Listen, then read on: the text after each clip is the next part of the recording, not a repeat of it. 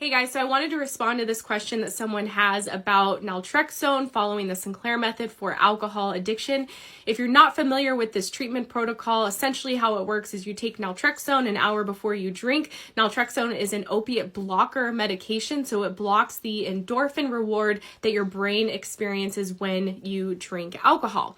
So this person had a question and they had added another one. I'll read it here. They say, I totally get it and it makes perfect sense, but for an alcoholic, I'm not so sure. Alcoholics obsess on the exact endorphin release and are very undisciplined, and I feel a new thought process rather than a physical one is possibly the only way. Sorry if this sounds a bit dismissive. So I get what you're saying, but the thing is, when we have alcohol addiction, it's not a logical process. So a new thought process would be the logical part of our brain saying, I'm drinking too much, I need to quit drinking. I had that thought process I can't even tell you how many times. And I think a lot of people out there who struggle with alcohol have that logical part of their brain that's saying, why do I keep drinking so much? Why can't I quit drinking?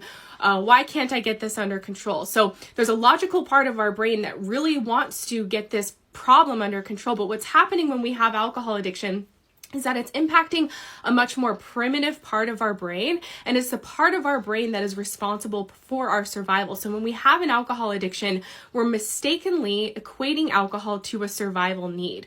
So an example I use a lot with people is, imagine if logically you say today, I'm never going to drink water again. You know, that might seem feasible right now if you've just had water and you're saying, yeah, I'm never going to have water again. But what about by tonight or by tomorrow morning, or certainly in another day or two, you would be obsessively thinking about water and thinking, how can I get my hands on some water? Because the part of your brain that's responsible for your survival is driving you to get water. So you're craving water. And so it's not a perfect example, but something similar happens when we have alcohol addiction. Logically, we cannot logically explain it away because the part of our brain that is essentially hijacked by the addiction is a more primitive part that's responsible for our survival. And so over time, what happens is the craving for alcohol can intensify. And so when we can actually interrupt this cycle by taking naltrexone before you drink, over time, your brain is not going to be getting the same reward. And so alcohol is not going to equal that same reward anymore. And so what happens over time is